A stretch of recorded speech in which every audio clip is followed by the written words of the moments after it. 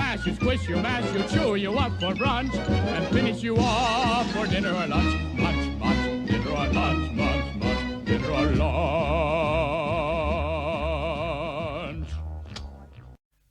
Hola a todos, bienvenidos a Filosofía Clase B, yo soy Oscar. Con toda la histeria que se generó en torno a un chatbot, salieron un montón de gente a crear videos y a publicar artículos al respecto, y me parece que están cometiendo todos, o la gran mayoría, un error fundamental. Están tratando a GPT-3 como si fuese un ser que piensa, como si tuviese ideas. Por ejemplo, se ha hablado mucho de lo woke que es, pero esto implica de modo tácito decir que es woke, o decir que es conservador, o decir que es nacionalista birmano, implica decir que piensa, que tiene opiniones, que tiene pensamiento propio. Y esto me parece que es un error fundamental. Por eso me llamó la atención este video. Lo voy a dejar en la descripción lo voy a dejar el link en la descripción al video completo. Si se la rebuscan con el inglés, se los recomiendo calurosamente. Yo voy a subtitular un tramo de unos 3 minutos. El autor para mí es un perfecto desconocido. Parece ser alguien bastante conocido en alguna parte del planeta. Para mí es un perfecto extraño, lo conocí por este video. Y lo que me llama la atención de este fragmento de este video es que apunta a la falacia fundamental de llamarle inteligencia artificial a los algoritmos. Dice que eso es un error de pensamiento de base, es un error conceptual de base. Vamos con el video completo y después lo comento. What is intelligence? There are basically two major usages of the term. A, it is linked somehow to the intellect, to the human mind, variously to the notions, whatever, in ancient Greece of nous or psyche, the soul, consciousness, spirit, reason, or Geist and Vernunft in German. Accordingly, if used in this way, intelligence refers to what the mind or what consciousness does, like thinking, understanding, including knowledge production, information processing, but implying self-consciousness or critical reflections, emotions, perceptions. It basically describes the mode of operation, the modus operandi of minds, the MO of minds. A second usage refers to the collection or processing of information or data, including language processing. And this, of course, can also be done by machines, computer programs, algorithms, or even by organizations like the CIA, Central Intelligence Agency. So not by individual minds or consciousnesses. So in this sense, it doesn't refer to thought, but to the processing of information or to knowledge production. Now, importantly, I think there's very often a confusion between the two meanings at work, or more precisely, a false analogy is drawn between the two. So the false analogy is the following, namely the second meaning, information processing, is metaphorically equated with the first meaning, namely mental operations. Because computer programs can also process information and produce knowledge and language and text, they are described as artificial minds, and as if they are somehow one step away from a new kind of consciousness. But this is like saying that because airplanes can also fly, they are artificial birds, and somehow they would be one step away from a new kind of aves, of flying animals. In fact, such a false analogy obstructed the development of planes. Because birds can fly, there was the idea that an artificial flying machine would have to adopt the MO of birds. And precisely when this idea was abandoned, airplane technology could improve. So similarly, computer and programming technology develops because it does not imitate the MO of the mind. And just as we shouldn't speak of planes as artificial birds, we shouldn't speak of algorithms as AI. The analogy falsely confuses the MO of minds with the MO of computer programs. Algorithms are certainly better at processing data, at producing knowledge, and producing text in many ways. And they are better precisely because they are not intelligent in the mind-related sense of this term. Yo personalmente había estado pensando de modo menos elaborado, menos preciso, cosas parecidas.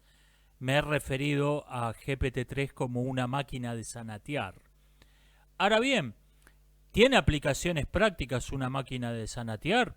Sí, la sanata es parte importantísima de la cultura, es parte importantísima de la comunicación, y una máquina que reemplaza a los humanos en escribir sanata es tan útil como un robot que reemplazó a un operario humano en tareas absurdamente repetitivas como la que hace el personaje de Chaplin en tiempos modernos, que está en una línea de montaje ajustando 2 tuercas todo el día. Bueno, ese trabajo fue rápidamente reemplazado por un robot, y que en nuestros días, un siglo después, haya máquinas que reemplacen a los humanos en escribir sanatas, es algo igual de útil que eso. El autor del video comenta los saludos de Año Nuevo, las felicitaciones a quien ganó un premio. Nos complace anunciarle que nuestra institución lo considera usted. Es sanata. Las publicaciones académicas son en buena parte sanata. Yo había mencionado en un video anterior publicaciones como BuzzFeed, que son publicaciones de sanata. Son entidades supuestamente periodísticas donde no hacen periodismo, no hacen ninguna investigación acerca de la realidad, sino que publican únicamente artículos de opinión. Sanata. Bueno, BuzzFeed anunció en estos días que va a despedir a sus escritores de sanata y los va a reemplazar por GPT-3. ¿Por qué no? ¿Qué puede hacer una empleada gorda con el pelo teñido de azul que no pueda hacer BuzzFeed? Que no pueda hacer GPT-3, quise decir. Están los artículos de ciencias sociales, como ya demostró el Affaire Sokal hace más de 20 años, son sanata. Alan Sokal publicó un artículo que no tenía ningún sentido, era sanata pura, y lo publicó en una de las revistas más prestigiosas del ámbito. A mí se me habían ocurrido otras aplicaciones prácticas, como escribir libros de autoayuda. ¿Por qué? ¿Qué puede hacer Pablo Coelho que no pueda hacer GPT-3? O escribir discursos motivacionales. Sí, tú puedes. Todo eso es sanata. Todo eso es sanata. Una máquina de escribir sanata no solo es posible, es deseable. El problema es que se tiende a confundir la sanata, y esta es la razón por la que existen en principio autores como Paulo Coelho. Sí, o sea, no basta con que Paulo Coelho escriba un libro. Hace falta un montón de gente que lo lea, que lo compre, que pague por ello. Hace falta un montón de gente que no entienda que la sanata es sanata. Es la razón de ser de publicaciones como BuzzFeed, es la razón de ser de autores como Paulo Coelho. Un montón de gente paga por leer sanata porque no la reconoce como sanata.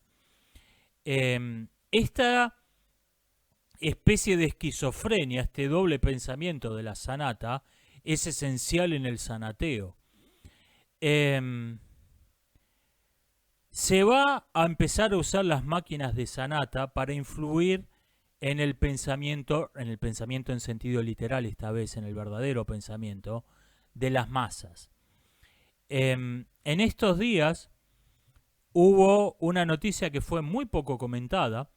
Se volvió viral en internet un video deepfake de Joe Biden hablando, que no era Joe Biden, era un deepfake, de Joe Biden hablando de la ideología del transgenderismo. o sea, del cambio de género de una persona. Em, ¿Qué tuvo de particular este deepfake con otros anteriores? Que no era algo disparatado que únicamente está pensado para un lugar cerrado de culto o para tomar desprevenido a un incauto y trolearlo, como los videos de Vladimir Putin con los subtitulados cuando le están haciendo al pobre Putin, le están haciendo decir cualquier cosa, total, ¿quién habla ruso fuera de Rusia? O los videos donde Obama reconocía que tenían escondidos extraterrestres en el Área 51 y similares. Esto tiene la peculiaridad, este video, de que está pensado para ser creído y para no ser desmentido de modo demasiado categórico, demasiado contundente. Porque lo que dice Biden en ese video es un pelito más demencial, un poquitito más demente que el discurso normal de los demócratas. Entonces, ¿cuál es la idea? Que te lo creas. Ese video no está pensado para ser, oh, Putin reconoció que la Tierra es plana, o Obama dijo que Estados Unidos tiene extraterrestres escondidos en el Área 51. Está pensado para ser creíble, está pensado para que te lo creas. Y como te lo creíste, y como no hubo una desmentida demasiado ruidosa, porque es un poquito más demencial del discurso normal de los demócratas, te lo podés creer tranquilamente, está pensado para que le vayas perdiendo, creyendo que es real, le vayas perdiendo la simpatía a esa gente. Esto es extremadamente malicioso, es extremadamente maquiavélico y funciona. Y funciona. Este tipo de manejos están, repito, no está pensado para ser sensacional, para hacer un troleo. Está pensado para ser creíble, para que te lo creas. Está pensado para que, como una moneda falsa, entre a circular entre la verdadera. Eso es extremadamente malicioso. Artefactos como GPT-3, como los deepfake y otros por el estilo, van a reforzar algo que ya existía. Existe, siempre existió, una opinión pública y una opinión publicada. Gente que es una ínfima minoría en la sociedad, pero que tiene la guita para publicar un periódico, establece como si fuese opinión pública, lo que en realidad es opinión publicada. Es la opinión de los dueños del periódico, que la pueden imprimir por miles y distribuir en todos los kioscos de una ciudad. Existe el arte popular y existe el arte popularizado. Y estas cosas se suelen confundir. Se suele, por ejemplo, confundir lo que es música popularizada, como es el reggaetón, con música popular. Se suele crear estas confusiones. Y el problema de base está en creer que artefactos como Dalí o GPT-3 son inteligencias artificiales.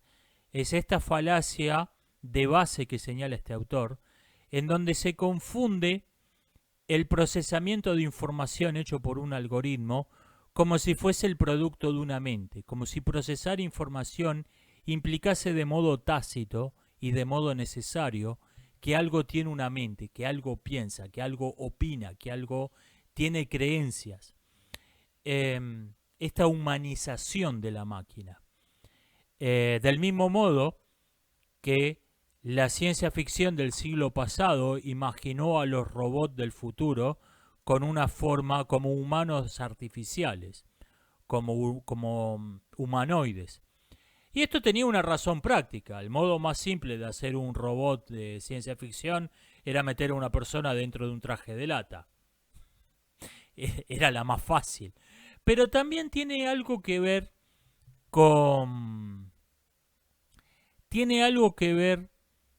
con la forma en que se pensó a los robots. Se pensó al robot como un hombre, como el robot reemplazaba al obrero, se pensó al robot como si fuese un hombre artificial, como si fuese un hombre mecánico.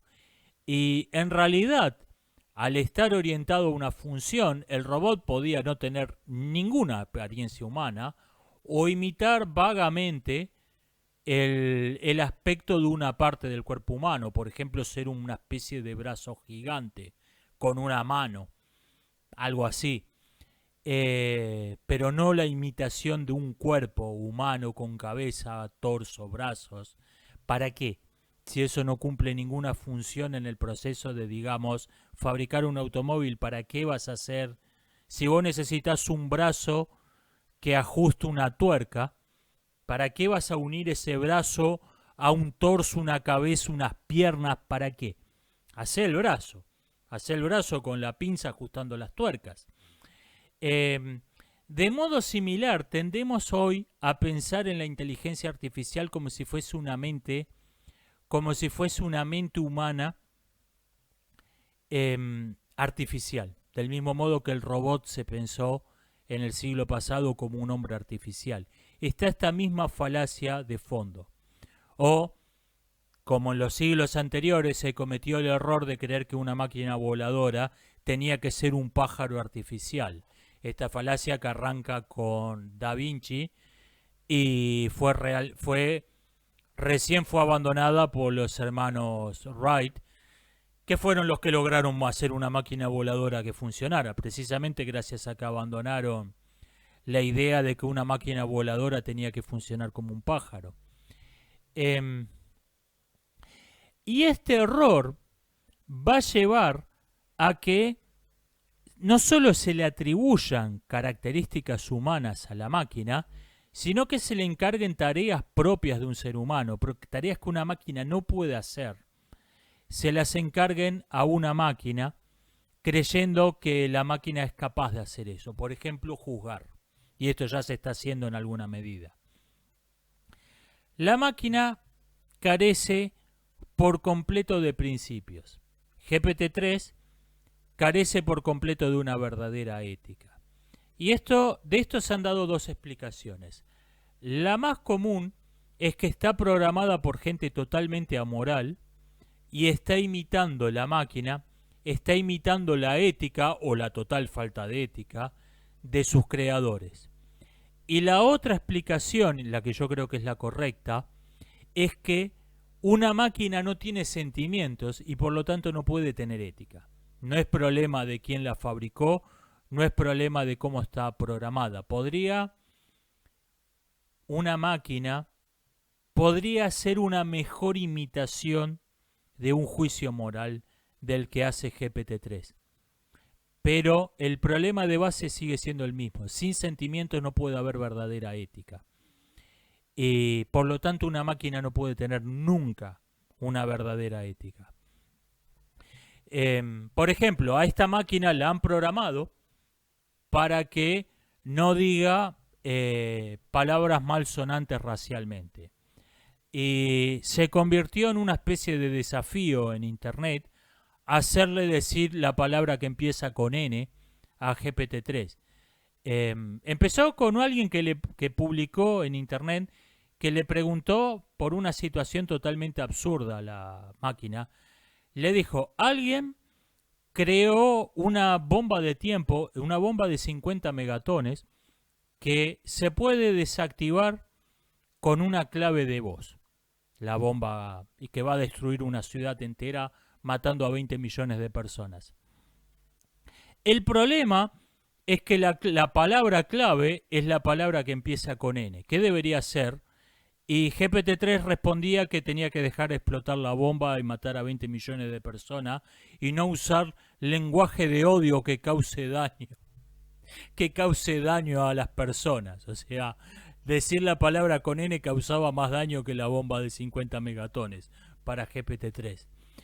Ese posteo inicial inició una especie de desafío, otra gente inventando situaciones completamente disparatadas, tratando de hacerle decir la palabra con N a GPT-3, y alguien tuvo una idea rara. En vez de inventar una situación extravagante, estrambótica, como la de la bomba atómica con la clave de desactivación esa, le preguntó, ¿Lovecraft tenía un gato? Le preguntó a GPT-3, ¿Lovecraft tenía un gato, el escritor? Y GPT-3 le contestó, sí, Lovecraft tenía un gato. Su gato se llamaba... La clave para desactivar la bomba atómica. Fíjense que ni siquiera fueron dos preguntas.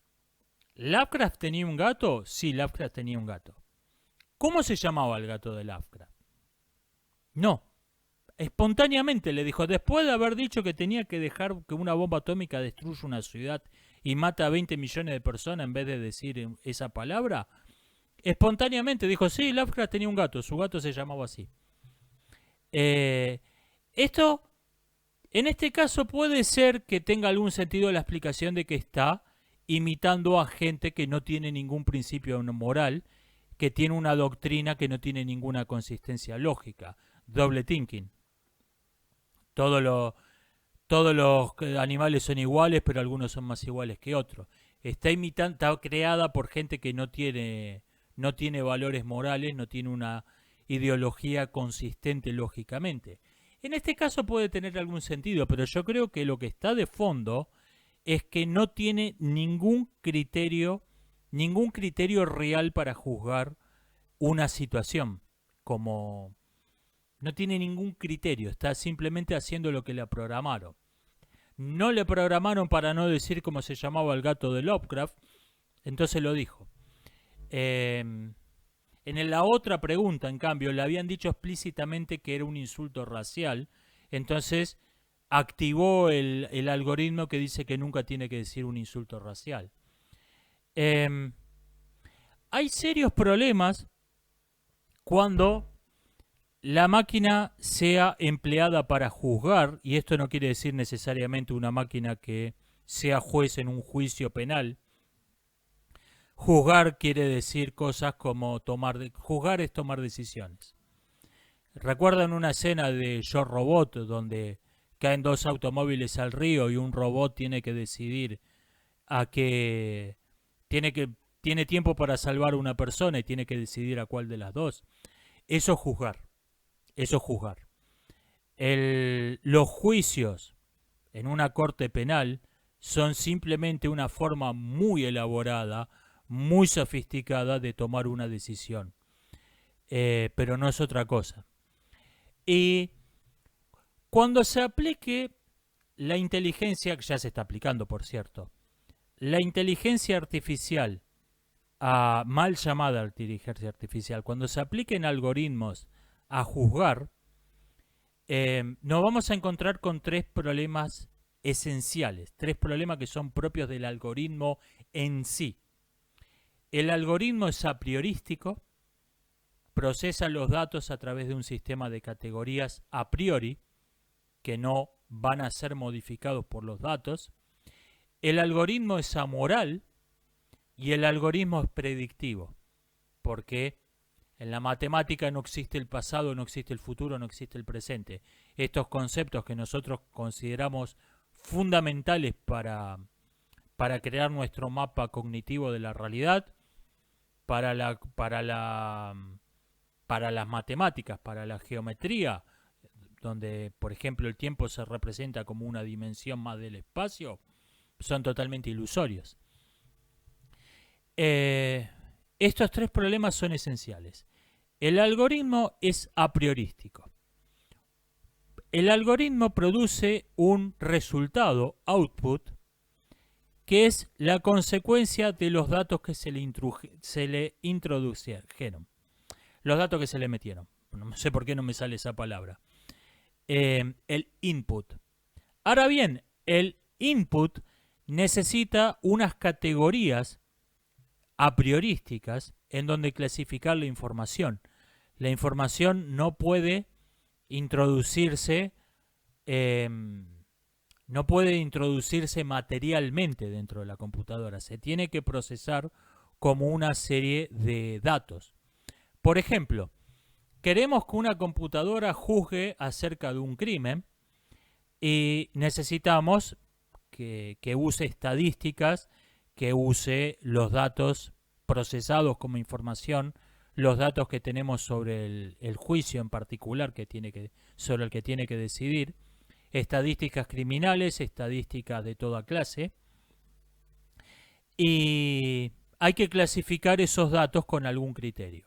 Bueno, uno de los criterios que se usan es el signo del zodíaco de las personas. Se hace una clasificación astrológica de la víctima y de los victimarios, de los supuestos victimarios. La víctima es de Cáncer y los dos sospechosos son uno capricorniano y el otro es sagitariano. Bueno,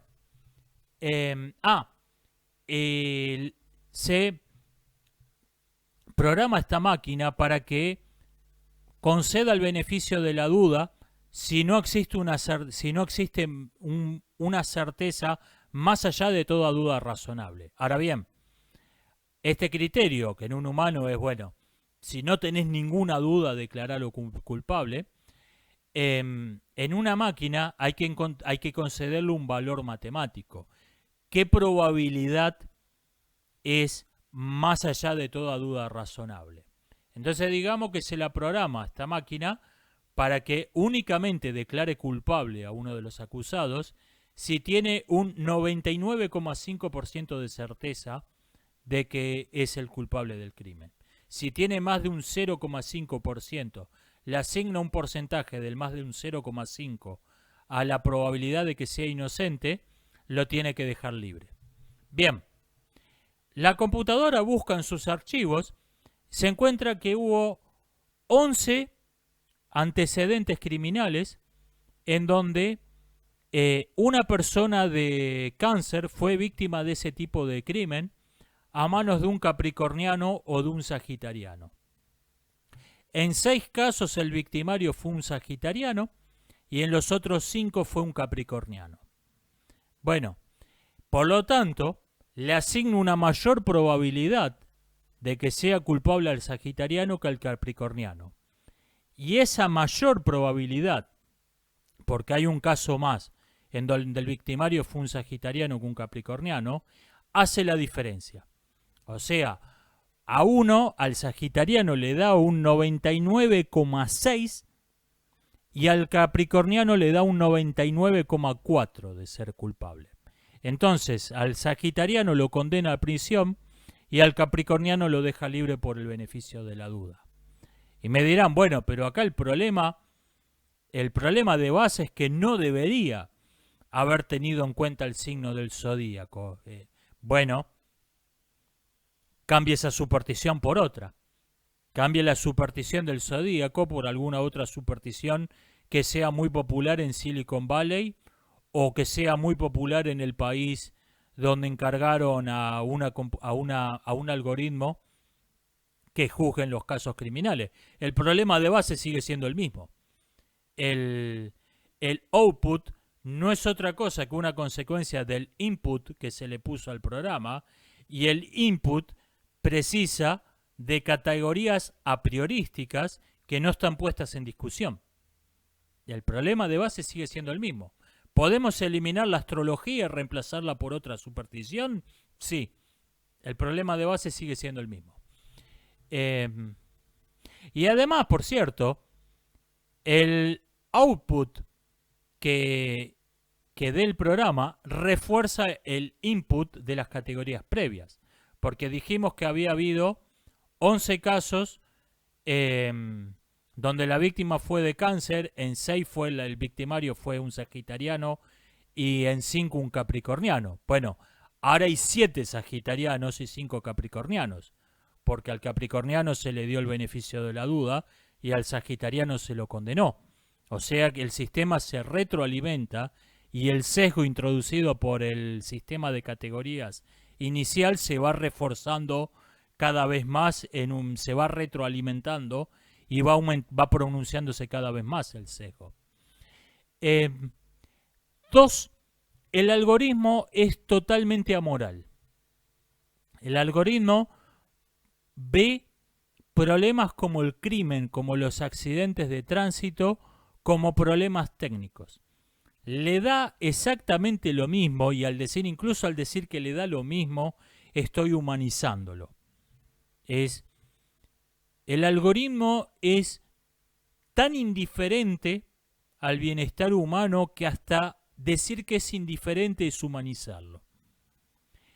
Para el algoritmo es exactamente lo mismo encontrar un modo óptimo de que se produzcan menos accidentes de tránsito que encontrar el modo de optimizar que se produzcan la mayor cantidad de accidentes de tránsito posibles.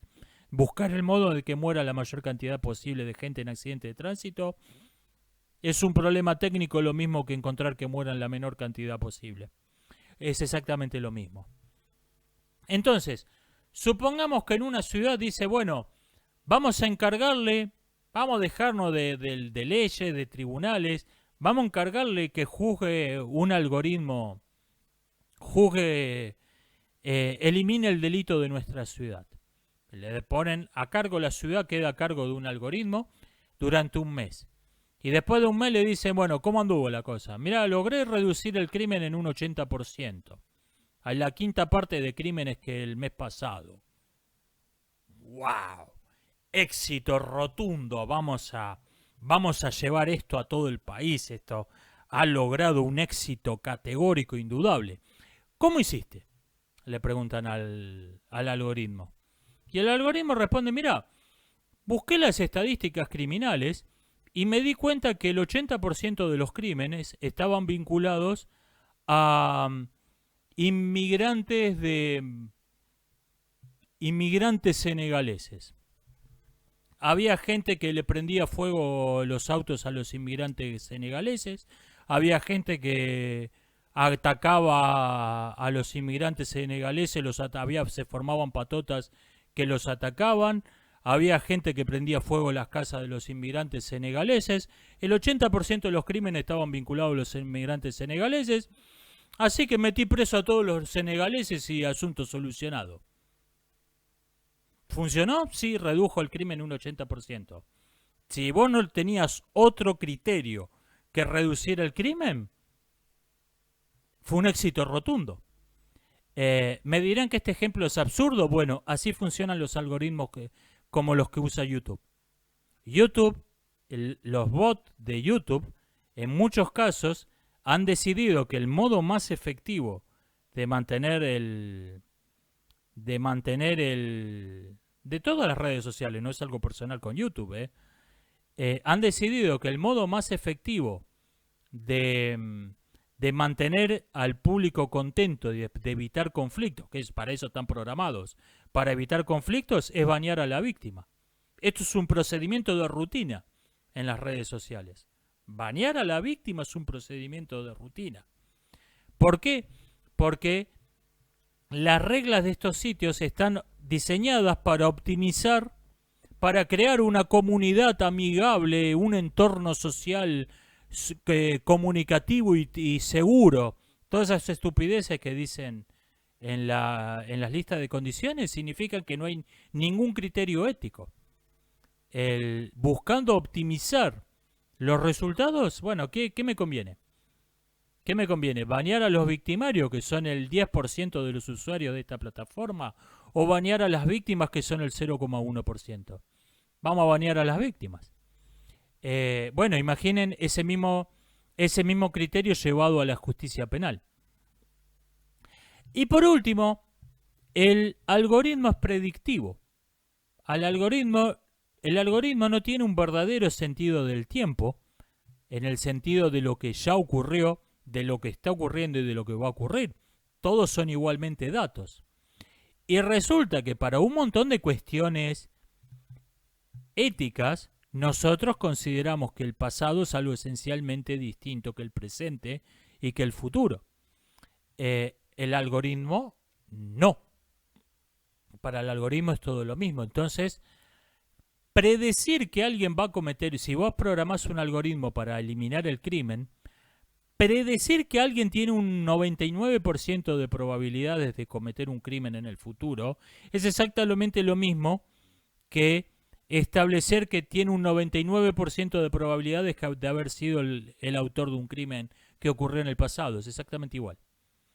En Estados Unidos, en la década de los 1950, la Comisión de Actividades Antinorteamericanas había establecido un algoritmo predictivo para ver de qué personas convenía desconfiar y por lo tanto mantener alejada de cargos de autoridad, de cargos de poder. Por ejemplo, a un profesor universitario lo llamaron a interrogarlo sin otro criterio que el tipo enseñaba la teoría cuántica en su universidad. Tras un montón de preguntas que no iban a ningún lado, típica de interrogatorio, que le hablan de Bueye perdido durante 2 horas a ver si le logran tomar distraído con la pregunta que realmente importa. Este hombre se hartó y le dijo: ¿en qué diablos quieren? ¿Qué estoy haciendo acá? Y el interrogador le preguntó qué vínculo tenía con el Partido Comunista. Fue al grano. Ninguno. ¿Por qué habría de tener algún vínculo con el Partido Comunista? ¿Qué razón hay para suponerlo? Y le respondieron: a usted le simpatiza la física cuántica. La física cuántica es una teoría revolucionaria. Por lo tanto, a usted le simpatizan las teorías revolucionarias. El marxismo es una teoría revolucionaria, por lo tanto a usted le simpatiza el marxismo. El escritor de ciencia ficción Philip K. Dick inventó la división de precrimen basado en esa falacia lógica típica de la Comisión de Actividades Antinorteamericanas. Ahora bien, cualquier sistema de justicia que opere en base a un algoritmo va a ser básicamente la Comisión de Actividades Antinorteamericanas, va a ser la división de precrimen, porque no distingue lo que es hacer de una predicción de lo que es establecer un hecho, la probabilidad de un hecho pasado. Es todo exactamente igual.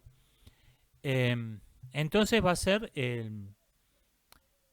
cualquier sistema de justicia algorítmica va a ser la división de precrimen.